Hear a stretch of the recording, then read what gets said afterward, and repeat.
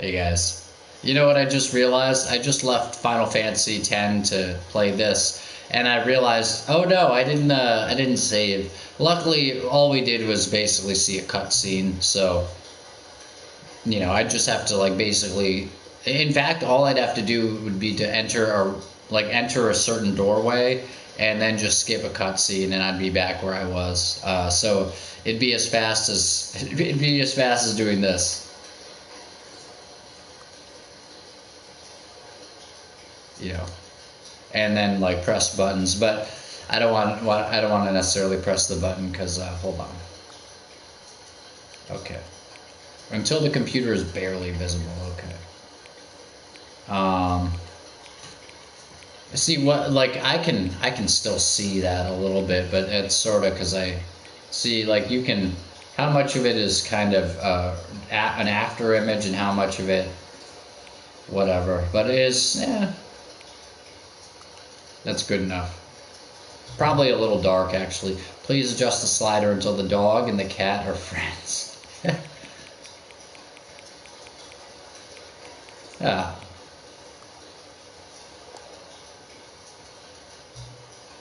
Please adjust the slider until the number 5 becomes the number 9. Okay, this is funny. This is funny. I like these. This is hilarious. Is this supposed to be doing anything? Please adjust the slider until you stop adjusting the slider. Well, let's do the whole thing. Great. Watch. Which of two made-up words below is the most appealing to you? I don't know if I've ever done this part before. This is great. Which of the two made-up words below is most appealing to you?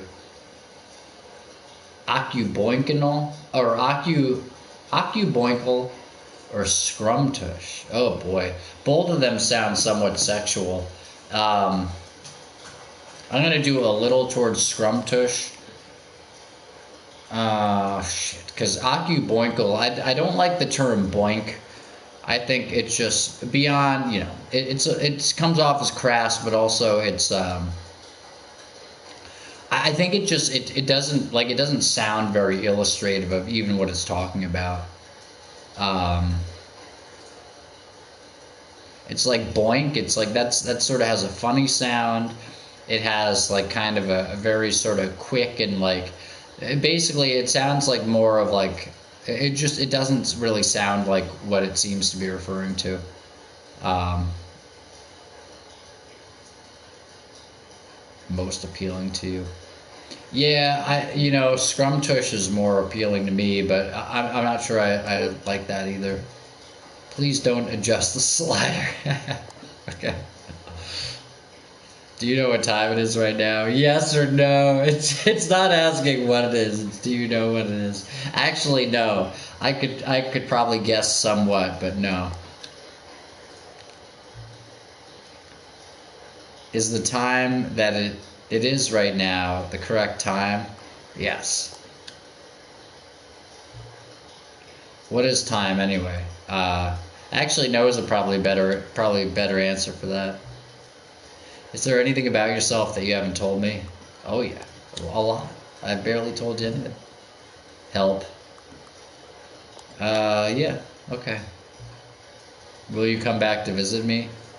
Uh, can I just not give an answer?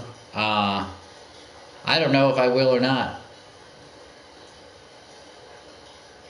I'm probably gonna say no.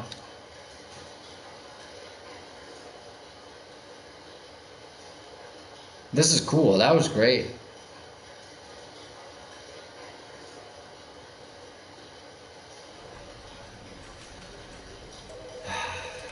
Settings.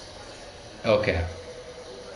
So this game is super interesting, but I was just thinking about it today, and I was like, are there any other modes or something? It says Ultra Deluxe, but it's like, I guess, like, basically, it's sort of like a choose-your-own-adventure game, and apparently there are a lot of different endings, but I feel like I continue to kind of get a similar ending.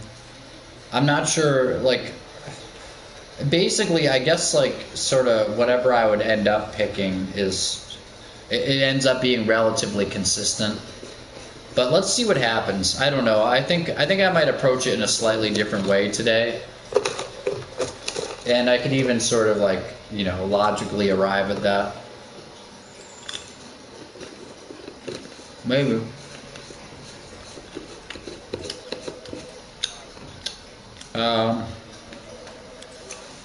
Okay. Wait. Uh-oh. Can I do reset defaults or restore defaults? Yeah. Translation labels, color labels, content warnings. Come on. Huh. Okay. Yeah. Once you see that, it's like, all right. Toggle auto walk. No. Low dexterity mode.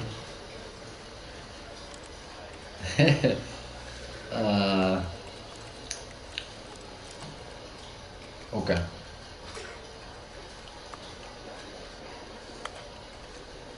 I love that talking in the background. That's nice. Rebinds controller so interactions don't require specific buttons. What? What do you mean? Like the interactions just happen on their own?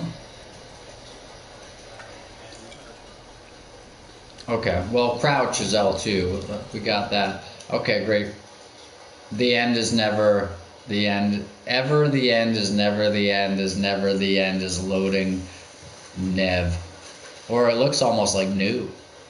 See? And it's like I ever or like, yeah, see. But it is never. This is the story of a man named Stanley.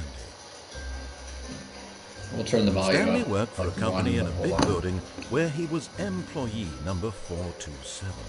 Employee number 427's job was simple.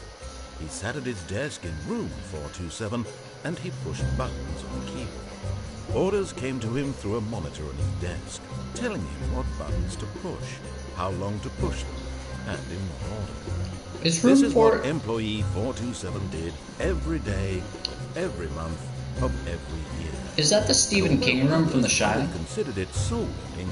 Stanley relished every moment that the orders came in, as though he had been made exactly for this job. And Stanley was happy. Oh. And then one day, something very peculiar happened. Something that would forever change Stanley. Something he would never quite forget.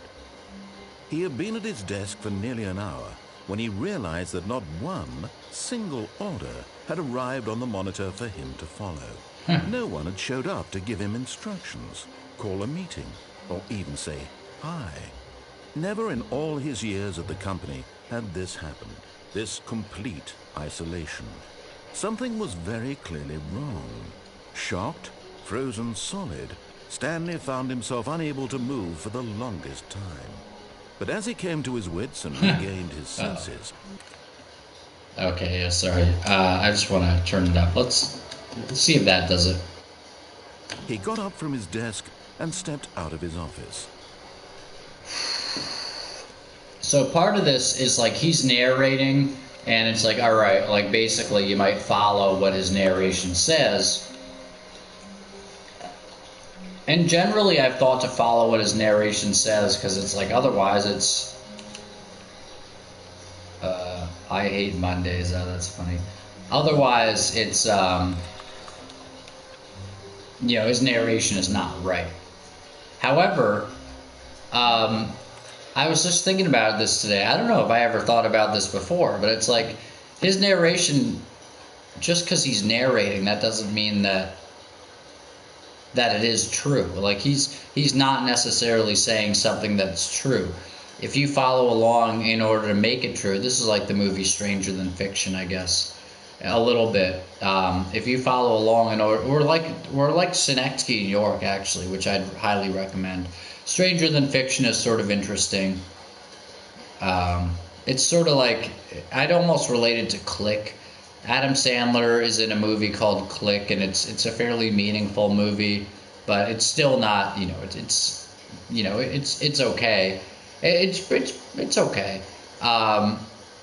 And Stranger Than Fiction is Will Ferrell and it seems fairly meaningful. I think it got better reviews than Click did, maybe, but actually, like basically, when I think of Stranger Than Fiction, it's what, and there are multiple movies like this. I think where it's like I think of it and I'm like, oh, you know what? I'd really like to watch that again.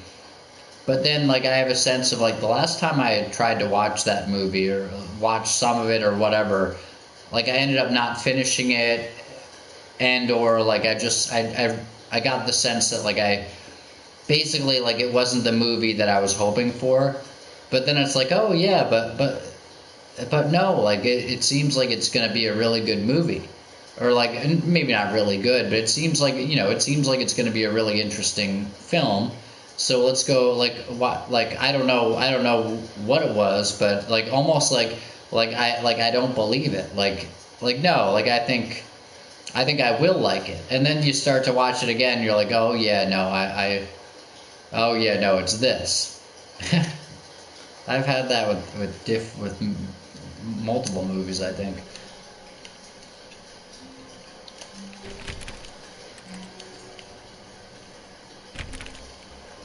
All of his co-workers were gone. What could it mean? Stanley decided to go to the meeting room. Perhaps he had simply missed a memo. No matter how hard Stanley looked, he couldn't find a trace of his co-workers. Now this is interesting because it's like, all right, well, if we're not going to listen to him and we're not going to treat what he's saying as if it's like it is the truth, then we might as well just like not even really like actually like not even really listen to what he's saying. I mean, part of the fun of the game is listening, like what's he going to say next, but like basically like we Stanley should went all around touching every... we almost like it almost feels like now we would do well to make a point of not following what he's saying, because then if we follow it, then we're sort of validating it. little thing in the office, but it didn't make a single difference, nor did it advance the story in any way. Yeah, okay. Well, we'll keep going. I'd love to look outside. Oh, that's cool.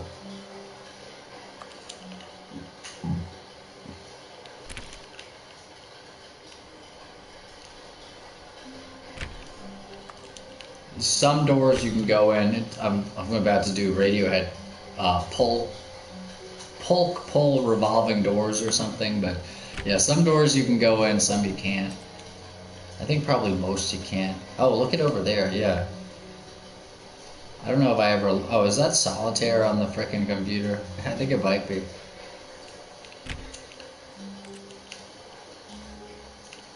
Oh. Now there's a little bit of S-aside implications over there, right? Like why is there a little desk? Why is there a little step ladder, or just a ladder sitting there, leading up to like the well, I guess it's like because somebody climbed out, but maybe or whatever. But it's like it might be a ladder that you use to. Never mind. I don't know. That's like a seahorse. Oh, I hate Mondays. Yeah, I don't. I think this game is cool, but I wonder. Oh, new content. Okay, I was just wondering about that. I can't believe it. I was like, yeah, I think this game is cool, but I wonder because they call it Ultra Deluxe, and that's sort of like it's like Dead Rising Deluxe remaster or something. It's there's some kind of humor there, but they do call it Ultra Deluxe, and so I wonder like how much new stuff there is, because it still seems like a game where like you could sort of easily end up doing the same thing, which is it's kind of an interesting metaphor in itself. It's like, yeah, you could end up doing the same thing, and wouldn't that be the perfect Stanley parable? Like, oh yeah, he started the game and he thought he was going to do something different, but it turned out that he did exactly the same thing. Poor Stanley. He thought he could get away, but He just couldn't resist the pull of exactly the fate that he had. And, of course, that was his fate. And so we see Stanley continue to serve the masters of destiny. One similar playthrough at a time. And it is only one master, and he always says the same thing. Alright, hold on. Let me, what am I feeling right now? That'd probably be helpful. Let's see if we can relax. What oh, yeah, I was messing around over with something else, and then,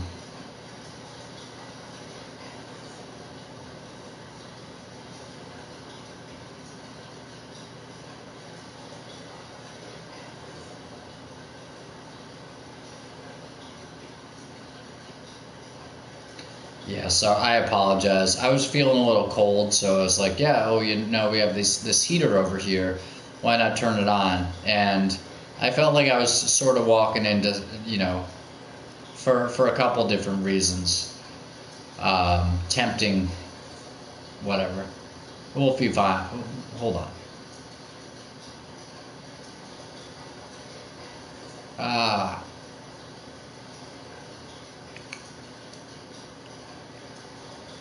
Uh,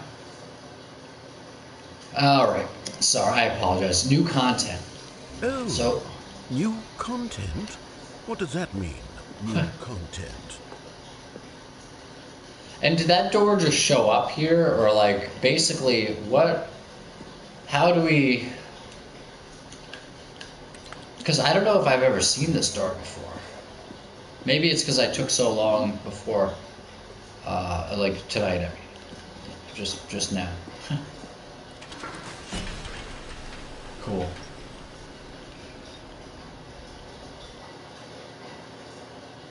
Wait, what? That wasn't the end of the freaking.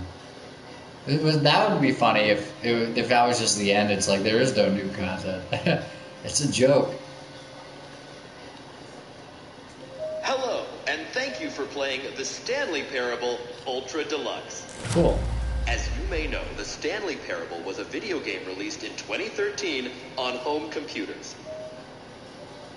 After receiving critical and commercial success, it was expanded upon in 2022 with the Stanley Parable Ultra Deluxe, a reimagining of the game for consoles and home computers.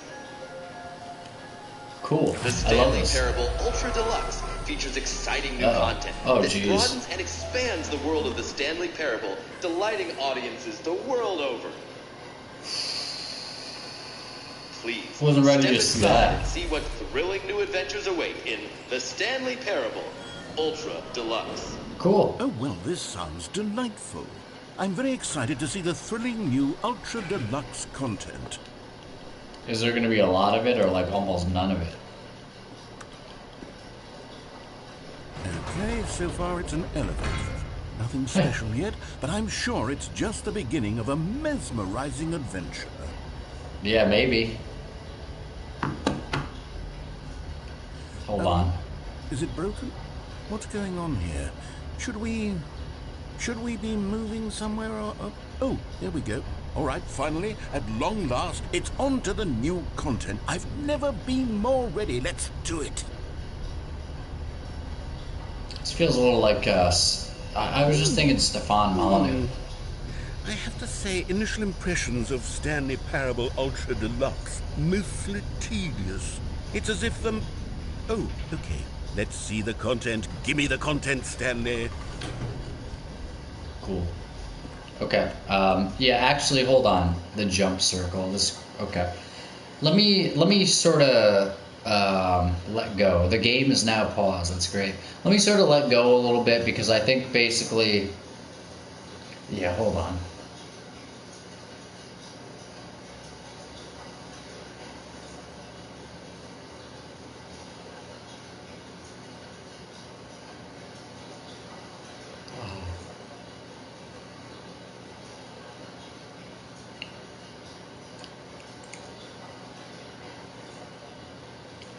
So part of what I'm doing, well, hold on.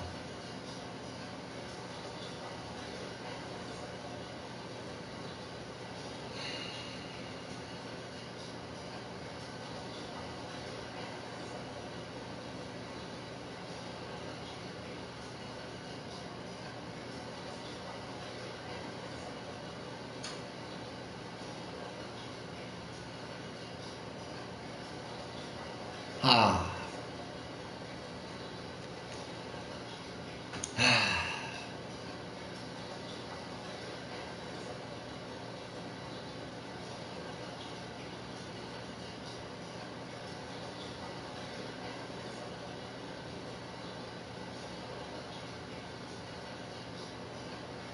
Oh boy.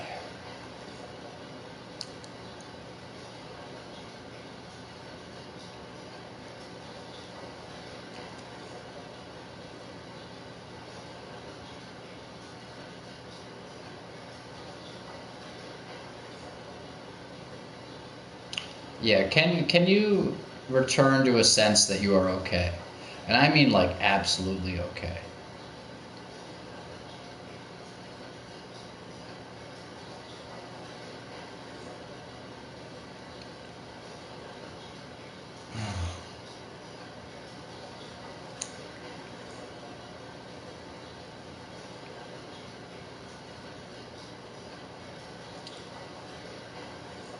One thing that I've noticed actually is, and you know what, I'm treading carefully around it, but I think it might be interesting to talk about.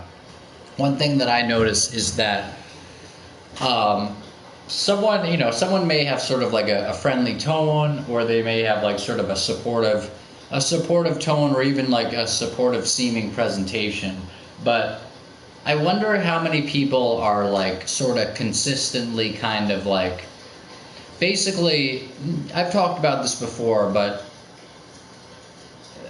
well, RPG Life in the monsters section, it says like basically antagonist list. Anyone who makes you feel bad or something like that. Um, and that may sound funny, but if you are okay and then you sort of notice that, and you may not notice it actually, but you may just sort of like, or you may not point it out specifically, but you may have like kind of a sense of unease like around someone fairly consistently. And I would actually say you might want to pay attention, because I like thinking back to like for example something recently with me. You might want to pay attention to if you have a sense of unease around someone a decent amount. How many things did they say, or even did they do in like your last interaction with them, that seemed to indicate that they were sending you a message, or the message that you were not okay, that there was some way in which you were lacking, or basically like they were trying to point out like one thing or another that was like you're not okay, as if, I don't know. It's interesting because I think the last there was like an interaction I'm thinking back to, and it's someone that I've often felt kind of a lot of unease around, and it's someone who comes off as, look, I'm not looking to criticize people. That would be sort of ironic here, but like just to well, I don't know. Maybe it is critical, but like I'm talking about the structure of the situation. And I think this person, I have felt deep unease around this person, and it seems like almost every interaction I have with them, basically like I can point to like almost every single thing that they say or do, and I can point to it in the last one as well.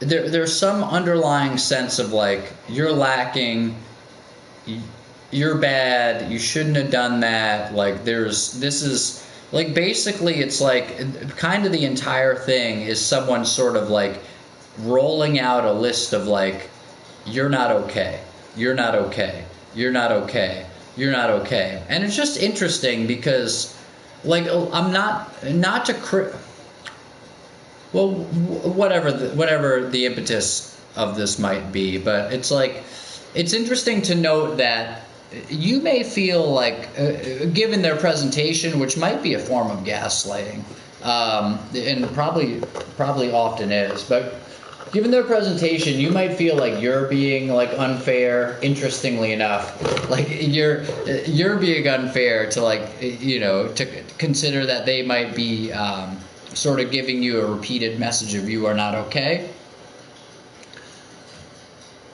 But you might want to question, like, how many things do you like say to them in a given interaction that also equate to you are not okay? Or perhaps because the message that I'm getting to is not like trying to sort of give you pass the judgment or give you some sense of like you're doing the same thing. Actually, sort of the opposite I've found, and I'm wondering, like, I don't. It seems like actually most of the time, like in my interactions with people, I'm sort of looking to. There might be a specific thing that they're doing that I feel like, basically it's like it feels like an affront or something, and so it's like, all right, like, I don't know, but like it seems like I think I sort of hew towards like, but you are okay, but you are okay. So my message, I think, I don't know, maybe I'm casting myself in an inaccurate light here, but I'm not sure that I am. I think my message is generally like, but you are okay, or like you are okay, or but you are okay, as in like, like they might say something and then it's like, but you are okay. But no, that's okay. You are okay. But then it's funny because then you sort of look at the messages coming back towards you, and it's like, you're not okay. You're not okay. You're not okay. And that could come in a certain tone, like a disapproving tone, or like a condescending tone, where it doesn't necessarily sound disapproving, but a condescending tone can carry a lot. Basically, what is a condescending tone saying? But you are lower, like, which sort of equates to you are not okay. You are not okay. And it's like, and so I guess perhaps a good structure with which to look at things might be, how often are you approaching other people in your interactions with others, or even approaching yourself, which might be a good thing to look at, because perhaps that's one place that I've sort of fallen short. Tony Robbins talks about your communication with yourself, or your communications with yourself. How often are you sending the message of you are okay, or perhaps but you are okay? Well, we could just say a message of you are okay either way. Versus how often are you sending the message of you are not okay? Or perhaps if you're not, how often are you getting that? Because perhaps you can go to almost any person that seems to be kind of, that you feel bad around, that you seem to have issues with, and perhaps you'd see just kind of a never-ending stream of that person saying you are not okay, and I don't want to continue saying it, because then verbally that's what's going to be coming through here, but like literally that's what I would be in that case saying here, but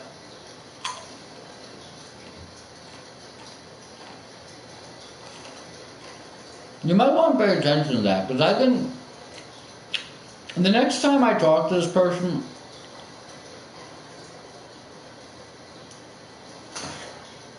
well,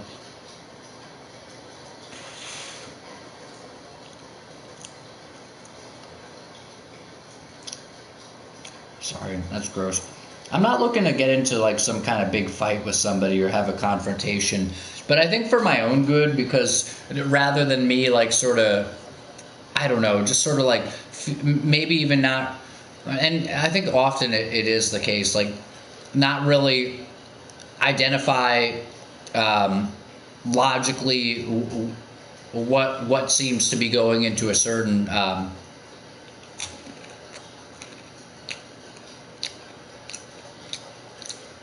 pain related feeling, or pain involved feeling that I have. Basically, maybe the next time I talk to this person, I think I might be like, and look, I'm not looking to get into a bunch of conflict. I'm saying this now, but I think I might endeavor to, like, every time that I identify them giving the message of "you are not okay," I think I might call it out. Like, actually every time. And I think that might help me out a lot. And it might even help them out. Because perhaps they don't realize. Perhaps they don't realize it. Like, I think I may come off as like one of the most critical people on earth. But often it's critical, I think, in a third person. Look, I'm not saying it's just, oh, so talking behind somebody's back is fine. I'm saying that there are many things that people do that are that seem to come off as destructive. For example, like, giving people sort of that kind of message of, let's say, the opposite of "you are okay." But so I think there are a lot of things that are probably good to point out. Like, for example, my old, hobby horse, perhaps. Maybe I might speak carefully now, but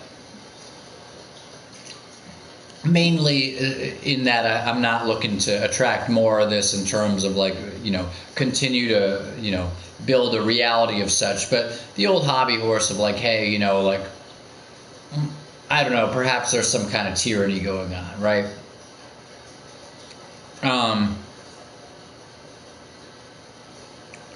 But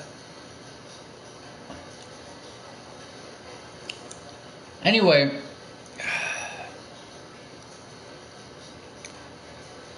I think it might help for me to, like, say, hey, look, like,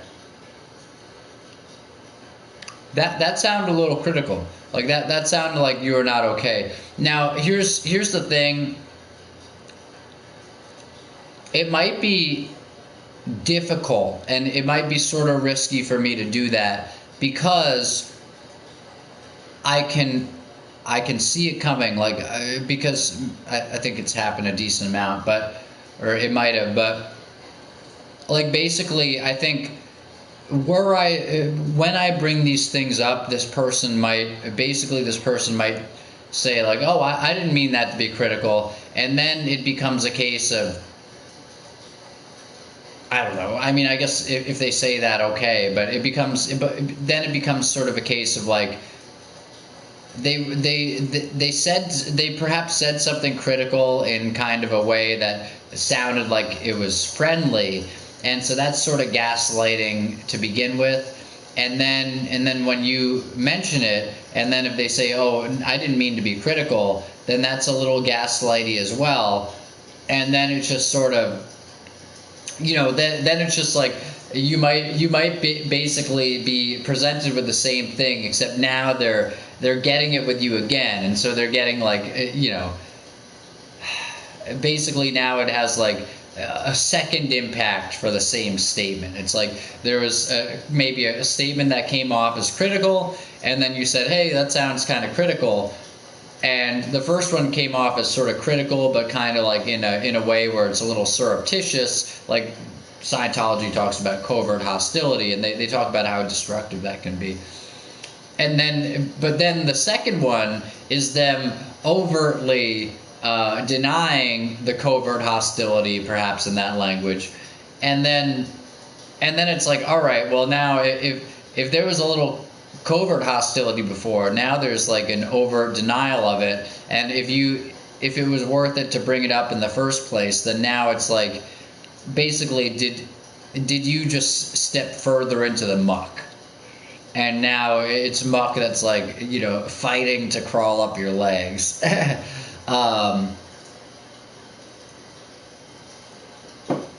I don't know, but I think for my own sake, it might be helpful to maybe point something out. Maybe not. Maybe the better way would just be to, I don't know, just sort of neutrally respond. Like, say something critical comes across. I don't know. Well, this might be a good time to plan a response. It's like, what could be a good neutral response that isn't assenting, but it also isn't sort of walking into some kind of it basically isn't sort of walking into some kind of further likelihood of being talked to in such a way, referred to, given, it isn't. How could it be that it wouldn't be walking further into receiving such messages? Because you don't have to take those messages on, but it still might not be the best emotional environment to put yourself in, or to set yourself in. It might not be if indeed if you're hearing messages like that. It's just like, okay, because then often, like Stefan Molyneux, he talks about, if you keep a person in your life, you're kind of, I'm not quite sure, I may not be representing what he's saying quite well here, but I think it's sort of like you're sort of dignifying how they're treating you if you continue to interact with them and you continue to keep them in your life. And I've been in a position, hopefully soon it won't be, but I've been in a position where it's sort of like,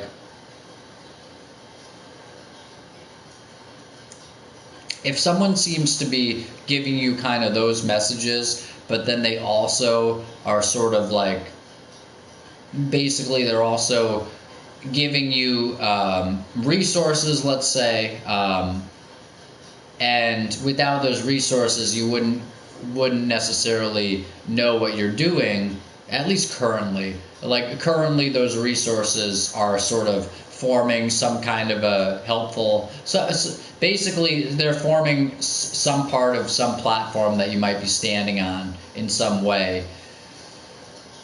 Then it's sort of like a platform where you're standing there, and it not only is it you keeping them around and perhaps validating them or dignifying what they're saying in that way, and indeed validating them and kind of giving you perhaps destructive messages, but then also, given that whatever they seem to be doing to be facilitating you, basically, given that they might be facilitating you in a certain way, then that adds, perhaps that sort of further underlines and adds emphasis to like the destructive messages that they're then giving you. And so it's like, but then of course, if they continue to like give you destructive messages while they're doing that, then it may be, basically, to whatever extent that those might be affecting you negatively, then it may seem harder to get out of it. And oh boy, yeah. And I'm not looking to be like critical of people, but I am looking to say, like, maybe you would do well to value yourself enough that you'd kind of look seriously, like actually take it seriously, if someone's sort of giving you a stream of disempowering and sort of destructive messages, especially if it's covert. Like more, like really even more so if it's covert, like Scientology talks about. I'm not here to say Scientology has all the answers. In fact, I like a lot of what they seem to have, or what L. Ron Hubbard has written and stuff, but there seems to be a lot there as well, actually, where it's like, it comes off in a way where it basically, it's like perhaps the structure, and that's not that uncommon of a criticism for them even specifically, but look, I'm not trying to say they're the be all and end all, and indeed it seems like actually it might be somewhat destructive, like they might be some kind of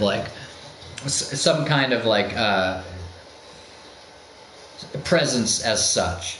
But I'm just saying, I'm not trying to criticize them while I'm complimenting them. I don't know.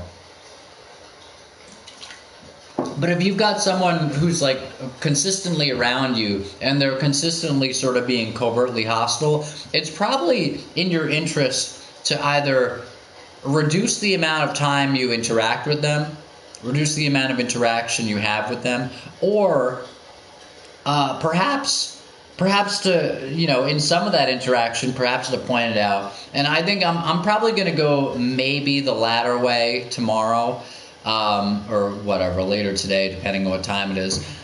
Because if I interact with this person, because I basically, it seems to me that at least for the time being, I'm probably going to see them again. Hale Dwoskin has a good thing. He's like, you may want to, and that might help actually. He's like, he's like, what if this person is a business associate? Like you may see, you're going to see them again or something, so you may want to release on your feelings about them or something, so that at least you go in like less bogged down or whatever, or they're affecting you less. And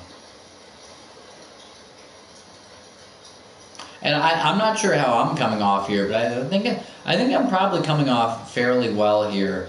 And I don't know. I think it's kind of easy to point out when you're looking at it in a certain way. What the destructive messaging might be that someone might be sending, but then also like it can feel like for me, for example, it's often felt like more maybe like a lot of like just a lot of like unease, and just a lot of like you feel like you're crawling out of your skin and blah blah blah. But maybe if you can just sort of identify it as like, well, actually, it's just kind of like messages of, let's put it in this way. It's just messages of the opposite of "you are okay," like, and that's kind of the message that you keep consistently getting from this person. And perhaps like it would be good to sort of, if you're gonna continue to interact with them, or at least on some level, then I'm not even sure what would be. Because then it's like, what is the outcome? Tony Robbins, know your outcome. What, OPA? Outcome, purpose, action, or something. But it's like, okay, so what is the outcome? It's like, if I point these out, is the outcome that this person is going to stop doing it? Or is the outcome to sort of maybe further reinforce that I have now acknowledged it? And perhaps like, is the outcome just a sense of like, if I do actually acknowledge it, perhaps that'll have some power to kind of help me be okay despite an influx of negative messaging. Like perhaps that will help reduce any power the messaging might seem to have just by virtue of my doing it. Not that I'm expecting the messaging to change, but rather that it's in pointing it out, I have helped myself travel unscathed through it. I don't know.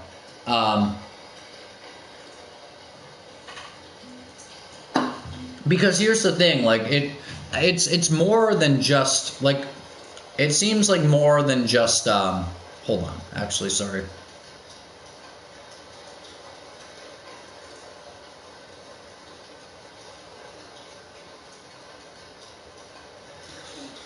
It seems like more than just necessarily thought, although perhaps it's exactly thought.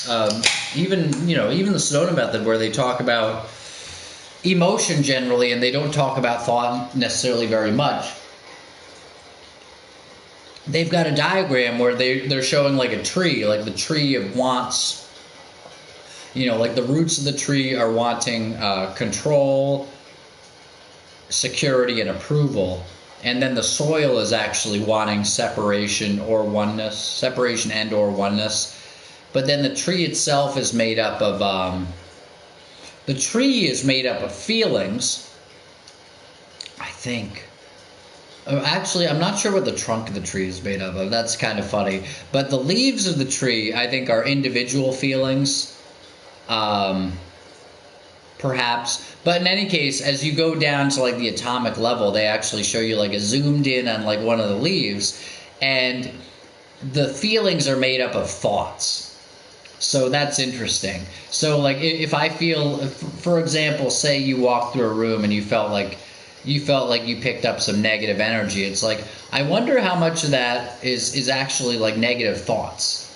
And that may sound sort of supernatural. It's like, what, I picked up negative thoughts?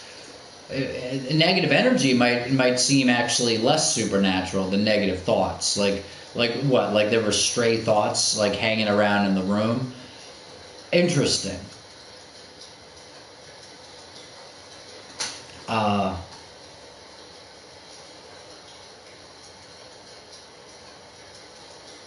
but let's go back to it. So, what is the sense that I am not okay, or what is the current feeling that I am not okay, or the most prominent main one?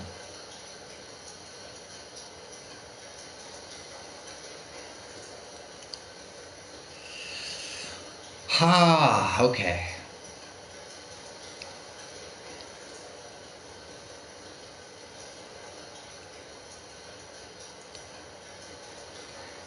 Ha.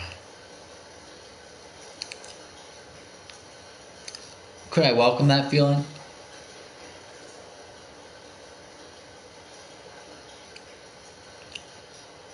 I guess one of my a good message here might be, you don't deserve to feel bad. Um,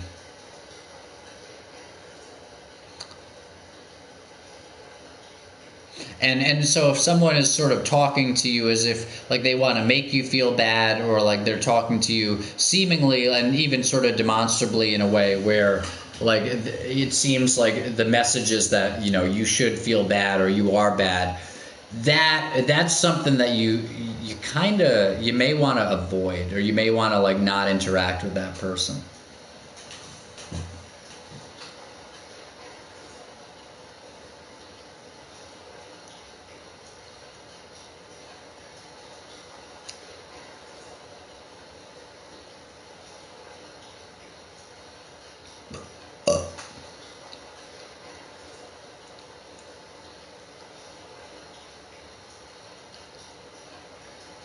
Oh.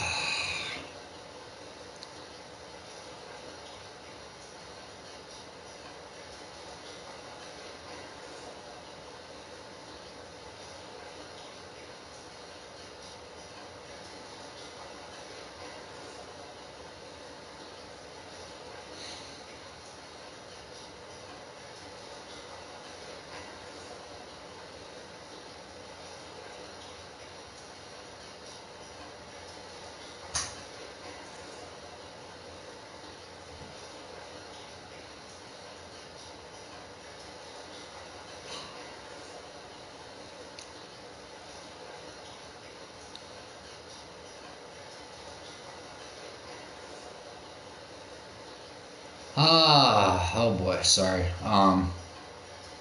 Yeah, you may be able to tell like I'm, you know, I'm sort of struggling a bit, but or whatever. Maybe we won't put it in that way. There's stuff that's sort of presenting itself.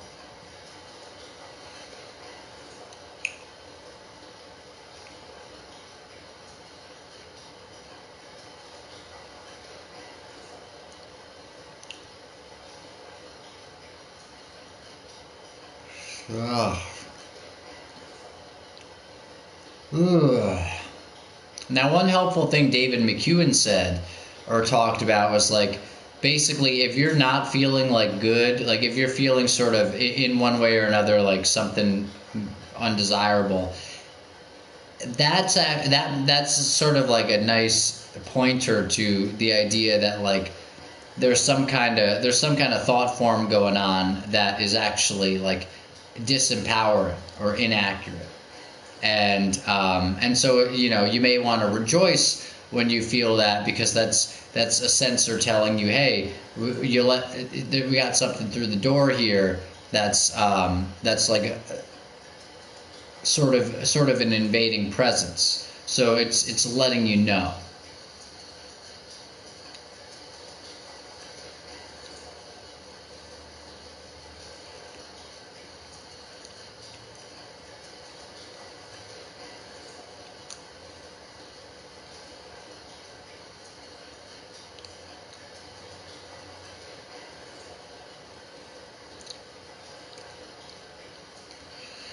And so what do you do with it, Matt? Well, you letting go is a good idea.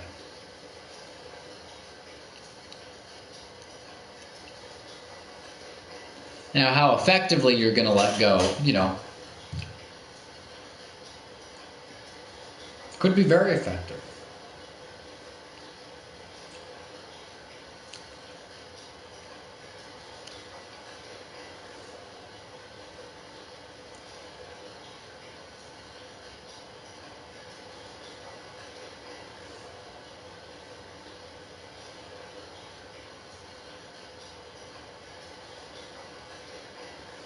Okay. I'd like to continue playing the game. All right. All right, let's see. It's the jump circle. Oh, cool.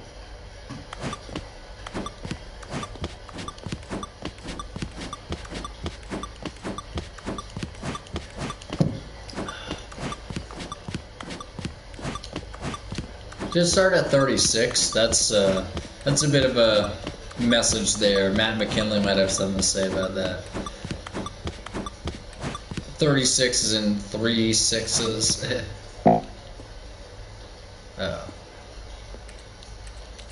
Oh, jumps remaining. You don't get any more jumps. That's crazy. That's good. New content, the jump circle. Is that it? Surely that's not all the new content. There has to be something else, right? That's it.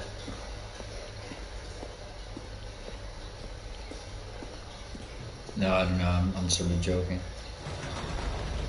Goodness. Another elevator. Stanley, I have to say, initial impressions of this game are not positive. It's just elevators and jumping. Is this what passes for exciting new content? If this is new content, then I could just read you the whole dictionary. There's 20 hours of new content right there. Hell, I could count to 30 trillion. You could put that on the box. The Stanley Parable Ultra Deluxe, now with over 1,000 hours of new content. And every... Oh, wait. There's more. Very good. Yes. I knew there had to be something else. Let's see it. I'm ready for whatever it is.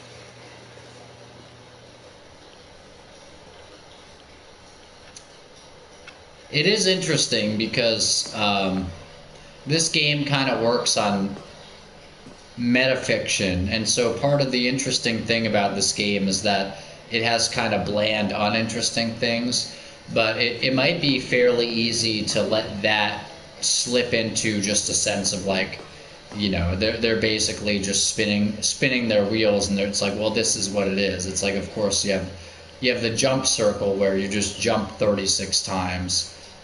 But like that comes off as pretty clever, but it may be, it's like, oh, just elevators and like jumping. It's like, yeah, I wonder how much of this illustrates somebody actually sitting down and being like, I don't know, I'm not quite sure what to put in the game. Let's put this in there and that in there, and hoping that something was actually a brilliant part of the game rather than just like we're just looking to fill up the extra space.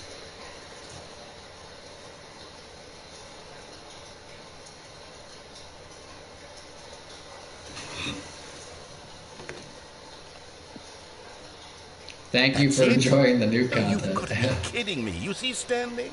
This is what happens when greedy video game developers with no respect for their fan base rush a cheap expansion to market for no reason other than to make an easy dollar. And don't get me started on the level of craftsmanship that's gone into it. In fact, I'm looking right now at the game's trophies, and it's hard to believe one of them actually says, "Test trophy, please ignore." What quality assurance department signed off on this? I'm infuriated and I'm offended, and I intend to find these people on Twitter and hold them personally accountable. It's my fault, Stanley. I built up too much anticipation around the new content, I'm afraid. It could never have lived up to such expectations. If you're still with me, why don't we just reset the game, and we'll try to get back to what the Stanley Parable is really about. Was that all? No gimmicks. Just you and me having a great time together like always. What do you say, friend? That's very whoa. That's super metafictional, because it's funny, it's like the new content part, it really was just sort of like hilariously short and kind of surface level. And so he's like, oh, well, why don't you just reset the game? And then, like, at that point, it was like, wait a second, was that all there was? And that was a nice little joke. That was like a cool little like realization moment because it was like, oh wow, now it really, that was the effect they were going for, maybe, which is like, no, really, was that all there was? Was that it? Was that the new content? You're asking me to reset the game now? It's like, oh, I guess that was the new content, and now I'm actually feeling it. I'm feeling, I'm feeling an appropriate emotional reaction to it. So it worked. Oh boy.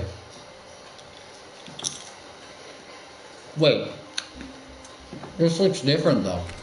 Yeah, this looks different.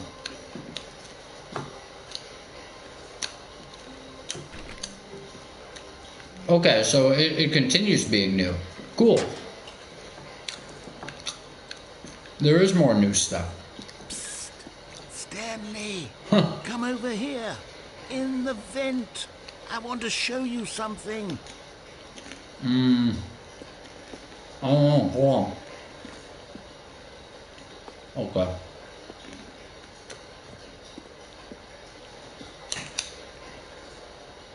Sunset.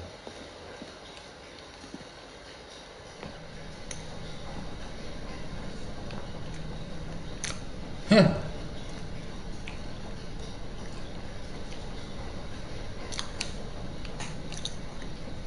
Coffee nut.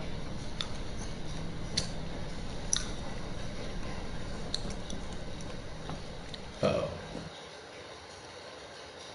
Was that it?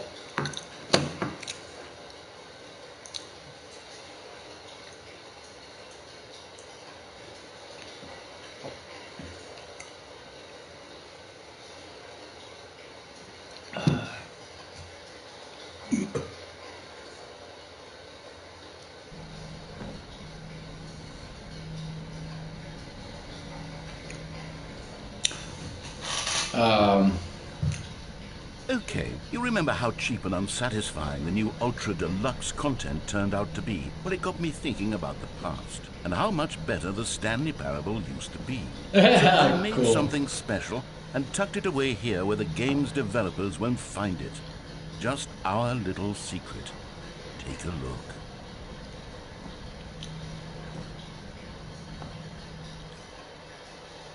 Whoa.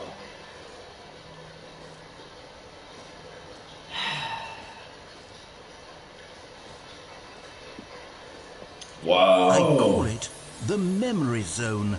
It's where I've been storing all my favorite memories so I can relive the peak experiences of my life whenever I want. Experiences like the launch of the Stanley Parable on PC. The memory zone. Oh, this is nice.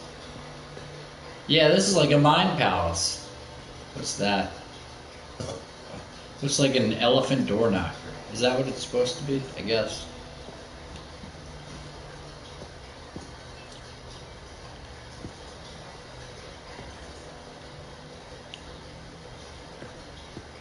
You see, Stanley, doesn't the Memory Zone remind you of how wonderful Stanley Parable was before it was sullied with a cheap PlayStation port? Remember back in October of 2013, when the game originally launched? Back then, video games had integrity.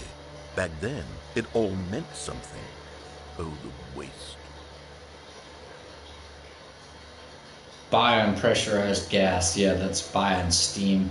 Or download the demo free. Cool. Watch on YouTube. So they didn't want to say Steam, but they did say YouTube. That's interesting. Not only did they say YouTube, but they literally have the YouTube logo, which is sort of going a step beyond saying YouTube into like that's probably a trademark thing. Not that the name necessarily isn't. Linguists identify 15,000-year-old Ultra Conserved words, the Washington Post. Oh, gross. Really? Is that a real Washington Post thing? 6 components of a great corporate culture. John Coleman, Harvard. Oh wow, look at that. We got the 33. Yeah, 6 components of a great 33. But then you have culture and Coleman that's 33 as well.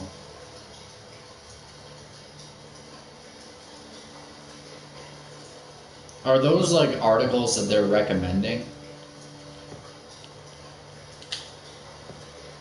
Be my Valentine. Oh, I'd like to be someone's Valentine again. I think I was really only ever like once someone's Valentine. I think, and even then it wasn't. I don't know if I played it off very well, but well, no, I guess I've been a Valentine a couple times, like an actual Valentine, but mainly once. It was nice. I took her to McDonald's. I thought it would be funny, but it was just depressing. It don't yeah. You think something might be funny? Maybe it will be. There might have been a way to pull that off, but what I probably would have done better to do is to have actually, gone to a good restaurant instead. And it's sad because I literally gave her I think I gave her like $100 gift certificate to like a local used bookstore that I got for like $60 in a silent auction. And she was put off by it. She was like, this gift is too big. And then of course I take her to McDonald's on the actual day because that was like a Valentine's Day gift. But then I took her to McDonald's. And it's like, had I taken her to a restaurant where I spent $100 on the food, I think it would have come off like a pro move, and it would have been like she would have like there wouldn't have been that reaction, and X, Y, and Z. But then instead, I took her to McDonald's, and I got her something that she basically like she could have like gotten a lot with it. And she had a negative reaction. So that was sort of like a Stanley Parable kind of thing.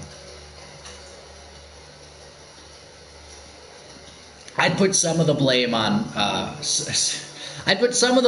her because I think it was a little, I don't know, and she felt however she felt, but it was not that I felt offended, but I'm just saying, like, I think it was a little unfair to be like, oh, like, I'm going to kind of call you out for giving me like, a gift card that was too much. But then it is also, or gift certificate or whatever.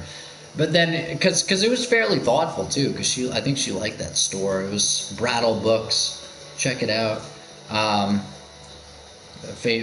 well-known used bookstore in that part of Boston. But then, part of it was like, you could definitely say like, well, Matt, no, you may not think that like a so-called experience is worth as much as like a physical object. But if you were playing to your audience, then the experience of going to a nice restaurant would have been worth a lot more in a positive way than the physical object, or indeed the possibility of a physical object, because it was a gift certificate, would have been. So, yeah, that was Valentine's Day.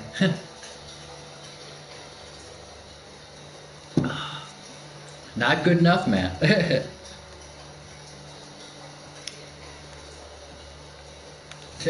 And now you have like a federal agent like listening and being like, yeah, well, I'm not really interested in that. I'm just kind of interested in just seeing what I can do to you. It's like, no, I'm not the girl in this situation, dude. That's gross. I apologize. That comes off as fairly dark and fairly misogynistic, but nevertheless, it is funny. I don't know. Good times.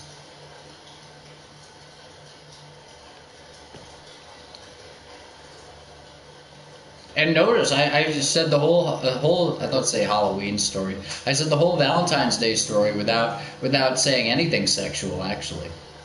But then I ruined See, Matt, you come off well, or you have the potential to, and then you make that kind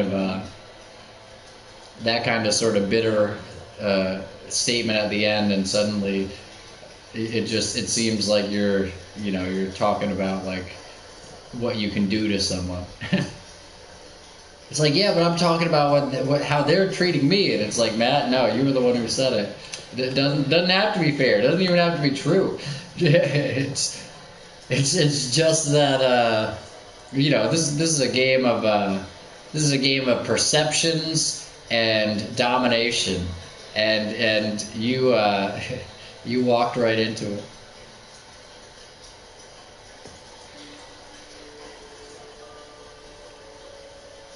Oh, cool. Is this the maybe that was a demo? Yeah, I guess that was the demo. That's cool. I'd like to play the original demo of that. I guess I don't know. Unachievable. It is impossible to get this achievement.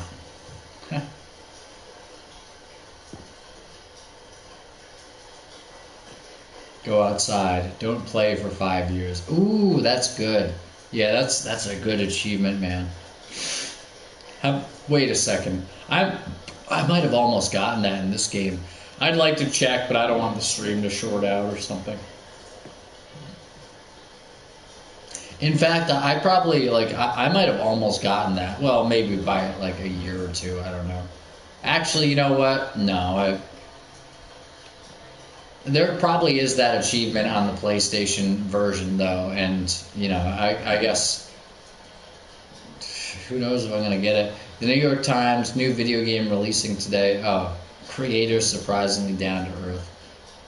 Rutgers goes from scandal to new crisis. Rutgers! Fucking Rutgers, yeah. Well, that's a New Jersey reference. Isn't that crazy? I was talking about synchronicity today. That is a New Jersey thing, and I did apply to and was actually accepted to Rutgers, but I didn't go because I went to Emerson College instead.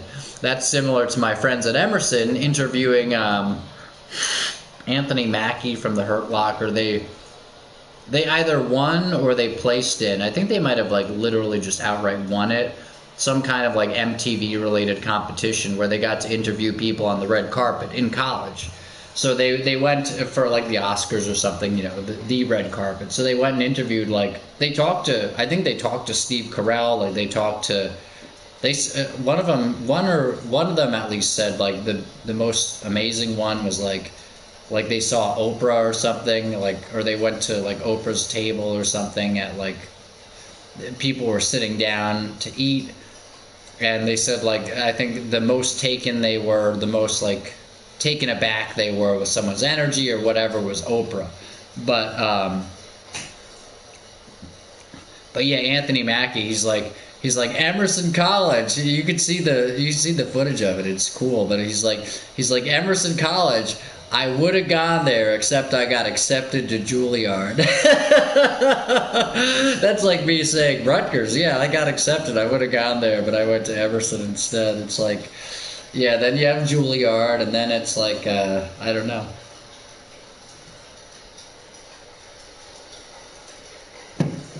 And, he ended up in the Hurt Locker, so there you go. He was also in the Adjustment Bureau. He's pretty good. Rutgers goes from scandal to new crisis. Colleges show uneven effort to enroll poor. Oh, no. Oh, no. Are they... Oh, boy. Okay. Costs hinder new tack to achieve diversity. Ooh, I'm going to point something out there. That's hilarious. That's like Joe Biden saying, poor kids are just as good as white kids or something, like accidentally equating race with money. That's crazy. Yeah, they just did that. That's funny because I think they might have made up these headlines, and in so doing, they show that they consider non-diverse races just poorer. That's crazy. Yeah. You want to put your politics into your game, Ultra Deluxe Stanley Parable. Well, you know what? If someone's actually paying attention, then they might be able to point something out that might sound inconvenient for you guys. Nevertheless, college prices are just insane. Actually, yeah, The prices were ballooning when I was freaking there, and it was like $56,000 a year, and it was like next year it's going to be 57, and then like by the end it was like 5,000 more per year by the end of it, or I don't know. It's like wow, it's going up by like 1,000 a year. It's like in 20 years this shit's going to be insane. Really, the rate might itself increase of increase. It's like, oh, only $20,000 up in 20 years. Let's say 20,000 years. In 20 years, oh, oh wow, I thought it would have been probably more. Yeah, no, they're not wrong about. They are right about the insane college prices. It's like oh, but Matt, you get so much. Look, I get it, but it's a huge amount. It seems like a big amount anyway, given that in the 70s it wasn't just like, I don't think it was just inflation, because I think people went to college back then and it wasn't like a huge thing where it's like people felt like they were just like weighed down perhaps for the rest of their lives or something with like an indentured servitude to their college.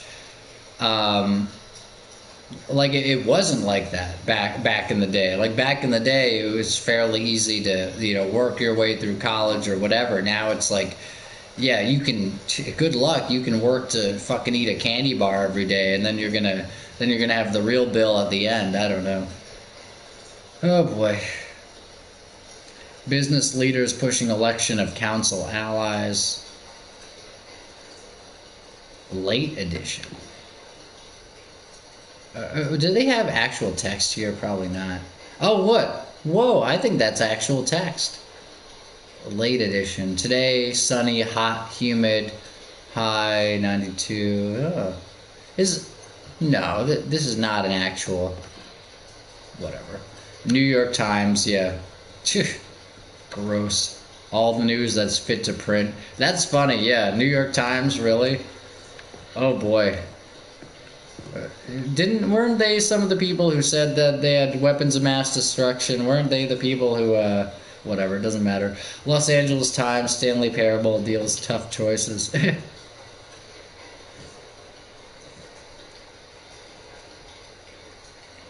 Look, it's like why don't you include like X, Y, or Z newspaper? It's like, look, I guess I could name some vaguely conservative one, but it's all the same. Oh wait, okay. Yeah, no, let's go the correct way.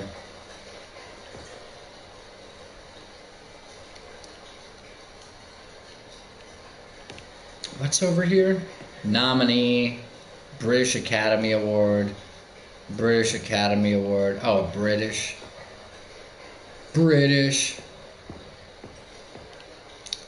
I don't dislike Britain. I think Britain's, I think British people actually, to me, they come off as pretty smart. It's kind of amazing how smart they come off. Because like in loving memory, Little Stanley. Ah, is that a real guinea pig or something? That's beautiful, and they've got that's very touching. They have an actual like digital plant, Matt. Yeah, no, they put a little plant in the game. It's like this plant honors the memory of that guinea pig. That's kind of sad.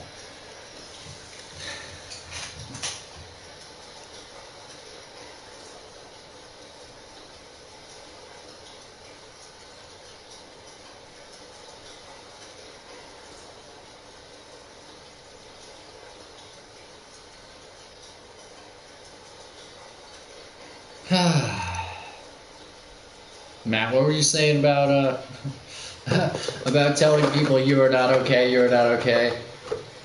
Look, I'm saying you are okay. I think basically like things can be incorrect. Like you can have incorrect ideas, and it would probably benefit you for someone to come along and point out in a way where you're going to hear it.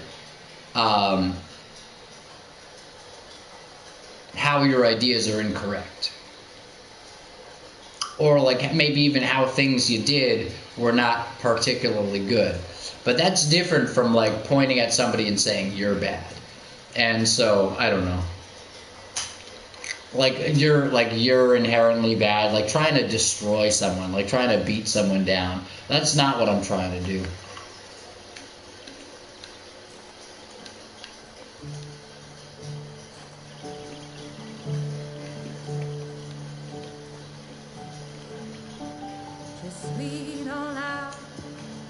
And over here is where I keep reviews of the Stanley Parable.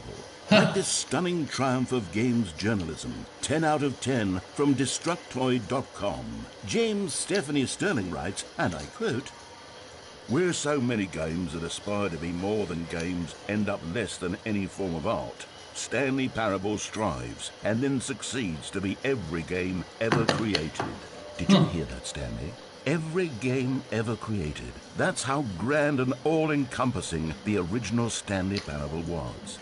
It was literally every game ever created. It was Skyrim, it was Persona 3, it was all of them, and now I have both nothing. those.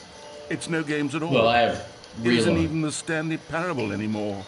It's just a husk now. A lifeless husk with an hour of new elevator content. New elevator content.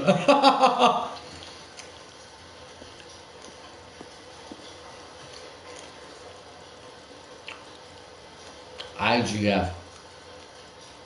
Is that supposed to be IGN, or is that like a real thing?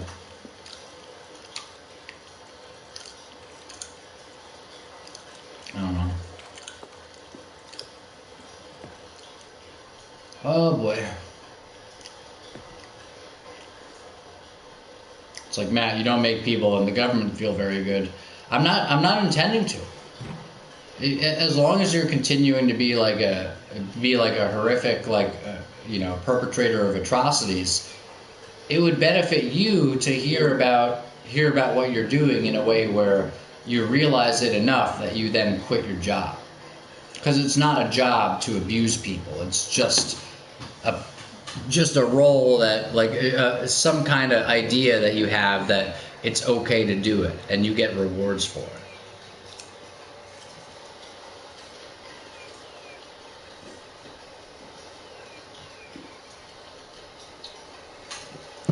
It's like, are you gonna compliment somebody on being like being like a blood or a crip? Are you gonna compliment them on that, or are you gonna say something where it's like maybe they'll realize that like what they're doing isn't a legitimate thing to do?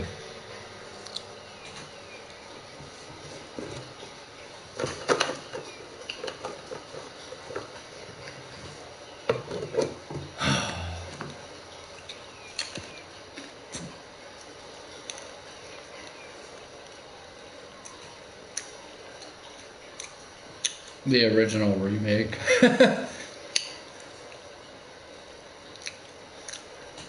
Person of the year. Oh, person of the year, you. Yeah, remember that? I hate Mondays. Oh, hey, look at this. Isn't it nice this game had the balls to not like make it the Samantha paradox or something? Had the balls to. That's funny, but isn't it nice? It's like, no, yeah. The main character is a man. That's it. And it's like, oh, Matt, yeah, because of the huge dearth of video games with male main characters. Look, I get it. Probably the most overlooked category of people, especially in terms of like how many people there are by far in video games as women. By far. You could probably count the amount of like female protagonists on one hand ever.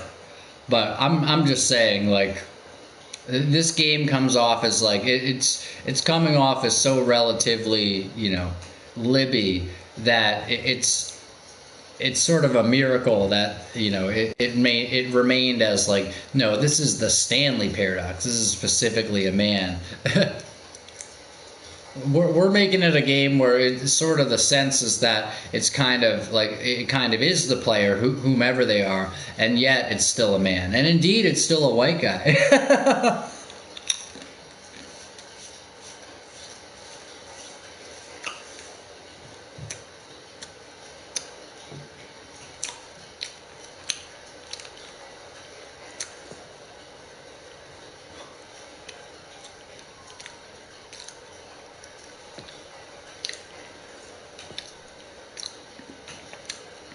mind control facility.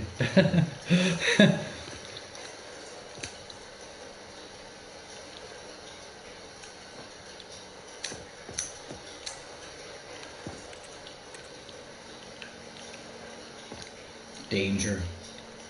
Memory zone maintenance. Can't go through. Oh, look, they have a blank one. Maybe it's upside down. Basically, it's like lying on the floor face down, but that's kind of cool. Like, the one closest to the maintenance door of the memory zone is blank. I like that.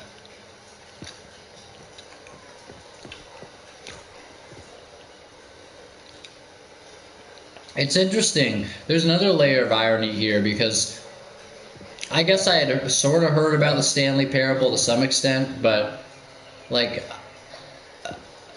I probably have like little reference personally for this game, except indeed this edition of it, in terms of like what I played or what I knew like much about, and not even very much this. So we're sort of walking through the shrine to something that not only am I walking through it in the thing that this guy is sort of bemoaning, like the ultra deluxe version, but also I've only played the ultra deluxe version, so and like I'm looking at these in a way where it's like, oh yeah, like, well, I wasn't really a party to that. It's almost like he made it for me, but it's not supposed to be a nostalgia thing. It's supposed to be an educational experience.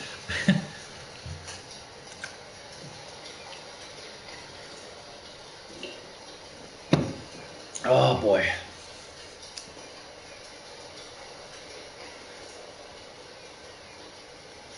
At the end of all this, I hope you walk away with the sense that you are absolutely okay. Even if we're a hired thug, Matt. I'm not saying what you're doing is okay. I didn't say that. I said you're okay. Absolutely.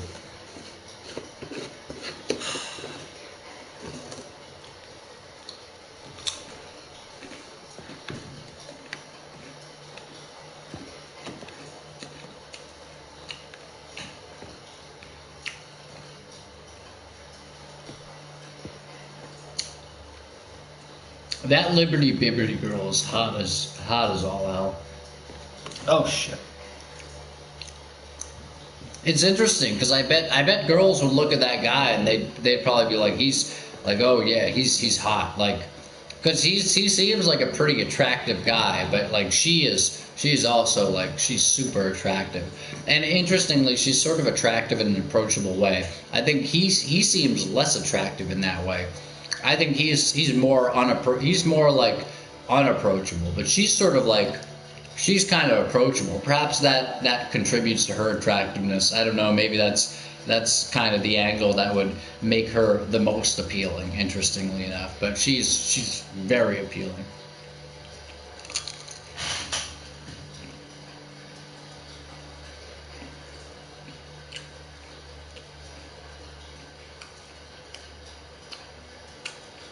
Somewhat similar to the I don't know whom it was, but there was. Is it the T-Mobile girl or something? There was some girl in some set of commercials. It's funny because I remember her. I'm not sure I remember what brand, which of the brand. Like, I'm not sure I could accurately identify which brand she was associated with, but she would like stand there in the store and she had like reddish hair or something, and she was pretty hot.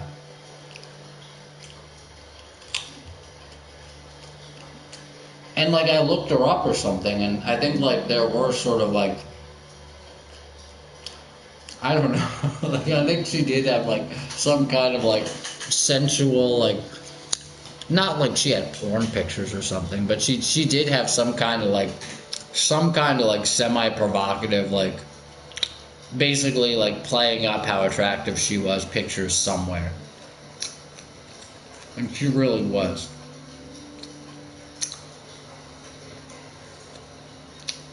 She had a great behind.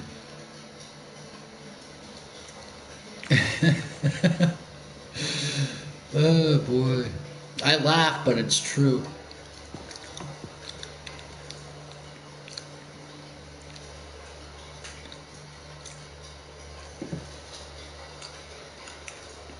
Objectively true. Yeah. I mean, that's sort of like a joke, but if there is an objective metric, it might be objectively true.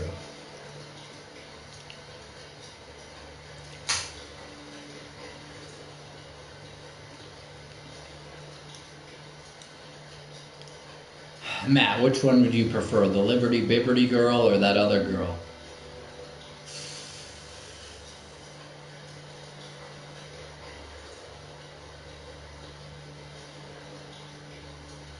I don't know.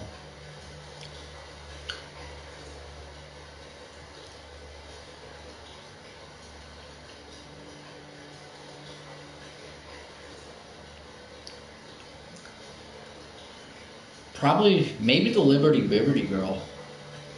She's pretty. She's good.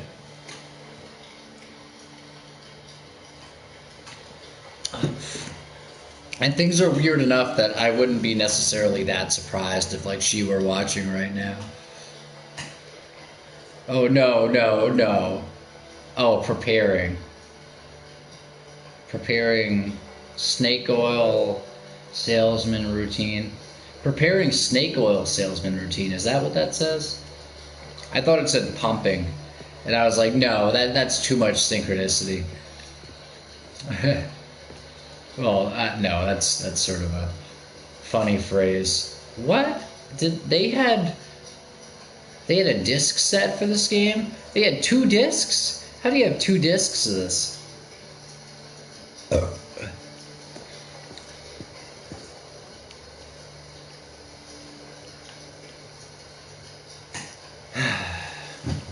Matt, are you going to veer from something sweet to something sort of critical to something moving passage, somewhat spiritual to something like surprisingly sexual? Are you just going to keep veering from like sort of those 4 things? Like, are you gonna create this rectangle all the way into eternity? It's like, well, that's the human rectangle, isn't it?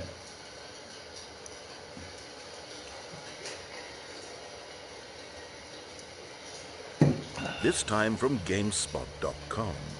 The Stanley Parable is both a richly stimulating commentary on the nature of choice in games and one that offers some of the most enjoyable, surprising, and rewarding choices I've ever been confronted with in a game. 9 out of 10. Don't you get it, Stanley? The game was perfect. It didn't need anything else. It didn't need new content. All they had to do was transport it in pristine condition along to the PlayStation. Boom, done. And they couldn't even do that. Couldn't resist the urge to go meddling with a beloved franchise. Now this is hitting me pretty hard because one thing that I've had difficulty with is sort of like when I feel like I get to the sense of like, okay, like you're done, like you're good, then it feels like that's sort of threatened, and it's like, oh no, and so then it's like it's the classic Jim Newman thing. But Jim Newman's like, yeah, well, he's like, you're enlightened. He's like you are, like, he's like, there's nothing wrong. Like, there's nothing to achieve. Whatever you're looking for, this is it.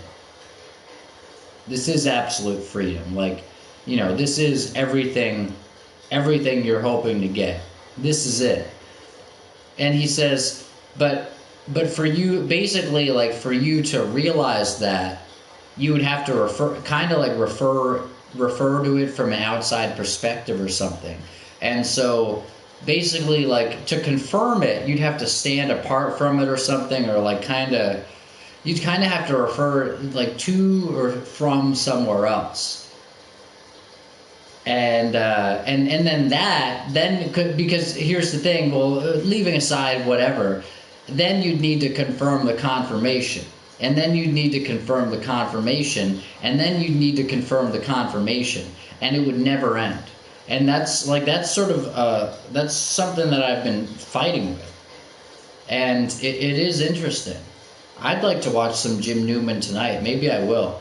But yeah, it's check him out, Jim Newman on YouTube. It'll be the guy who's just like sitting there in a chair and he's kind of like smiling, and then you have like 14 people around him, sort of like potentially being irritating or maybe being kind of nice, and then he's just like he like gives the spiel at the beginning. He's like, "This is all there is.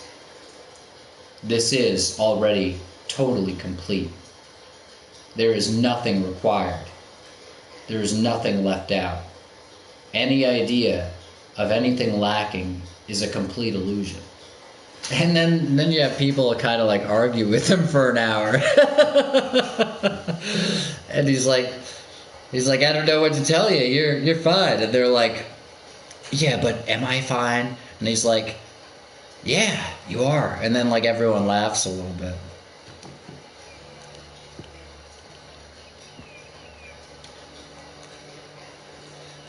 The Stanley Parable feels alive in its responsiveness to your choices and its desire to subvert your expectations, and keep you on your toes. Charlie Kaufman. I love Charlie Kaufman. I think of the Stanley Parable as a sort of video game analog for Charlie Kaufman and Spike Jonze's brilliant film adaptation. Charlie Kaufman fucking rules. I literally referred to him, I think, already in this stream. If not this stream, then it would have been like the last one or the one before. But Synecdoche, New York. That's not only written by, but it's also directed by Charlie Kaufman.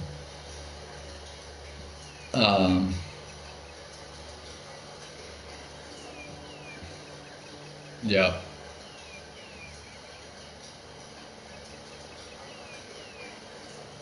I don't like that they keep using the word choices though. Like every time you hear the word choice or somebody uses it, and especially like with the gusto that they used it, it's like it seems like it's a little more likely. Basically, it's like depending on like the measurements of their smile when they say choice or choose, it's like so how excited are you about like dead babies? Oh boy.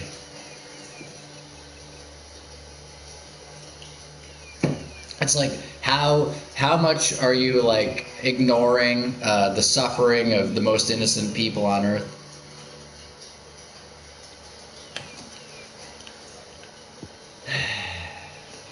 And indeed hoping that their suffering continues. And then that's where the feds come back in. They're like, Matt, we got him. He still cares about babies in the womb. That means he's the worst person ever. And then that's where I come in and I say, and this is you basically revealing yourself to be the perennial slave master and or like Nazi person, except now you're in the era where instead it's like the person who cheers for the death of the innocent in the womb. People play games because of what they can do inside them, and your game is very good at letting them know they can't do anything. I love that. You sort of expect it to say they can do anything, but it's like, no, they can't do anything. This is like Jim Newman again. By the way, I bet you Jim Newman, from the way it seems to me that Jim Newman wouldn't particularly care about the babies either. But nevertheless, I'm not. Let's not throw the baby out with the bathwater. I think Jim Newman has a lot of good stuff to say. Literally anything. It's like, Matt, why won't you just deny that babies have the Sirius Room 2013? That's great. Why won't you just deny that babies have any validity or any feelings as they scream in the ultrasounds? Yeah, no, it's not funny. It's really not. See, you got a little smile on my face, and you might be like, oh wow, that's dark. It's like, yeah, it is dark, and it happens in a hospital near you. Yeah, and then you come after people like me for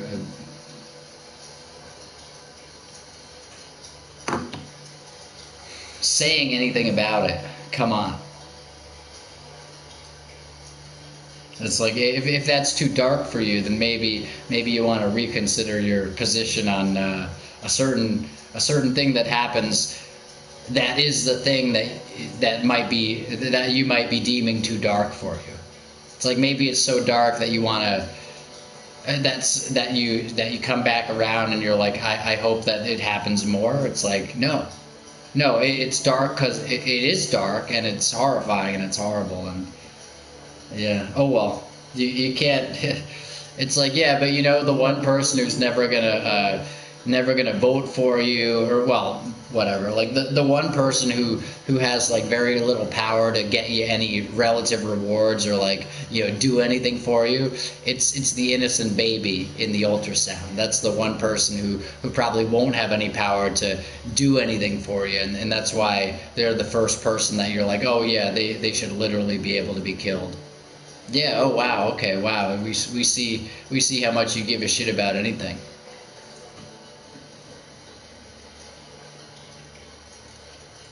or at least anyone. It's zero actually. These were simpler times, Stanley. But I wouldn't give to go back to have it all over again.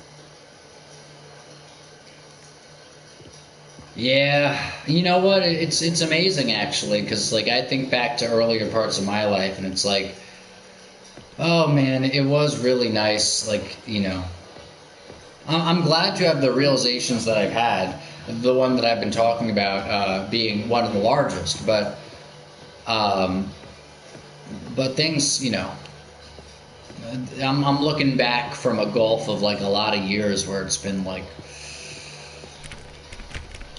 oh man, it's been pretty. Oh yeah, red door, blue door. That's interesting. Blue on the left, red on the right. Very interesting. It's. Oh, look at this. The greatest wealth is memory. Uh, the end is never the. Oh wow, that's perfect. Because you're going back out this door and you're like, wait a second, like so what's left? And it's like, well, this is left and then memories left, and then just an endless recursion of the computer playing the game that we're now playing on a PlayStation, and you might be watching on Twitch on a computer. Isn't that cool? But yeah, no, things were so nice a long time ago, and it's a shame because look, I hope that they get nice again. I think they will actually. Like I think I'm on a really, at least personally, like I think I'm going to be feeling a lot better and I'm going to be feeling pretty good, and I think after that certain relative things are soon to follow. But by the way, check out my Kingdom Hearts video on American Noble.